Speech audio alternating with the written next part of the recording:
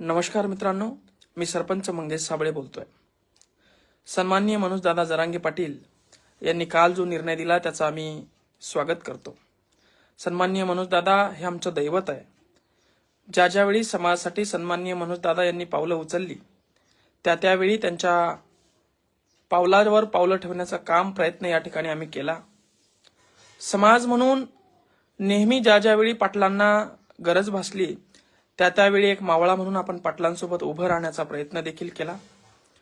मग तो गाड्या फोडायचा असेल, गाड्या जाळायचा असेल, रस्त्यावर उतरायचा असेल, पाटलांचा जीव धोक्यात असताना महाराष्ट्रामध्ये प्रशासनाला धारेवर धरायचा असेल, आणि असे समोर चालूच राहणार आहे। जोपर्यंत आरक्षणाचा लढा सुरू आहे तोपर्यंत पाटलांचे खंदे समर्थक, पाटलांचे बॉडीगार्ड, पाटलांच्या जीवाला काही धोका होऊ नये म्हणून आम्ही नेहमी पाटलांसोबत असणार आहे। परंतु या ठिकाणी मित्रहो, ज्यांनी कुणानी आपल्याला लाठ्या मारल्या त्यांना आपण रिटर्न मध्ये लाठ्या मारू शकत नाही, त्यांना आपण रिटर्न मध्ये हमला करू शकत नाही। त्यांच्यावर हमला हा आपल्याला संसदेत जाऊन करावा लागेल। आणि म्हणून पाटलांनी जी भूमिका घेतली आहे राजकारणापासून दूर राहण्याची ती उत्तमच आहे। मात्र आम्ही अगोदरपासूनच राजकारणात आहोत, आम्ही सरपंच आहोत, आणि असं करत असताना आमच्या एक गोष्ट लक्षात आली की सन्माननीय रावसाहेब पाटील दानवे असतील, सन्माननीय डॉक्टर कल्याणजी काळे असतील, यांच्यापेक्षा आम्ही खूप लहान आहोत। पण मागच्या या वर्षभराच्या लढ्यामध्ये असं लक्षात आलं की हे अन्याय करणारे लोक, हे अन्यायाविरुद्ध न बोलणारे लोक निवडणूक आली की उभे राहतात, शेतकऱ्याच्या समाजाच्या डोक्यात स्वतःचं भूत घालतात, आणि मग शेतकऱ्याचे तरुण पोरं यांच्या चटया उचलण्यासाठी, यांचे बुट खेटरं उचलण्यासाठी, आई बापाला जे तांबर पाणी देत नाही यांना पाणी देण्यासाठी धावत सुटतात, पळत सुटतात। अशा वेळी सर्व समाजाचा विचार करून, 18 पगड जातीचा विचार करून आपल्याला लोकशाही पद्धतीने त्यांच्यावर वार करण्यासाठी त्या संसदेच्या टेबलावर, त्या ठिकाणी विधानसभेच्या टेबलावर जावंच लागणार आहे। पाटलांच्या काही मजबुऱ्या आहेत, 1-2 जिल्ह्यामध्ये उमेदवार निघतात म्हणून तो निर्णय पूर्ण महाराष्ट्रावर त्यांना थोपता येणार नाही। मराठ्यांची ताकद या ठिकाणी कमी दिसेल म्हणून अतिशय उत्तम निर्णय सन्माननीय जरांगे पाटलांनी घेतलेला आहे।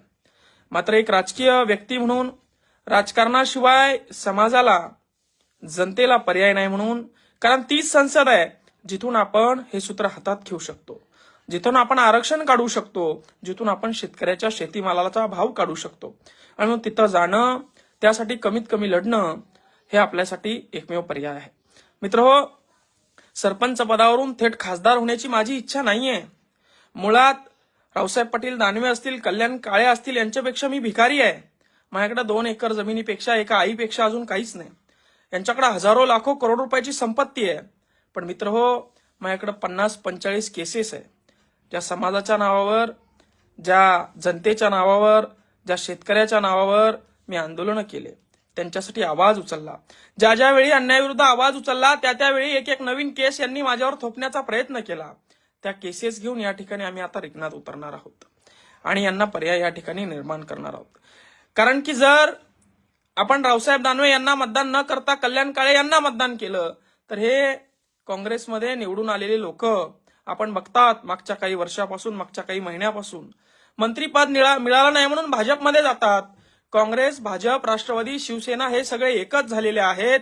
हे स्वतःच्या स्वार्थासाठी आपण आता जरी निवडून दिलं तर उद्या भाजपमध्ये जायला मागे पुढे पाहणार नाही, मंत्रीपदासाठी हे काहीही करू शकतात, हे आपल्याला दिसून आलेलं आहे।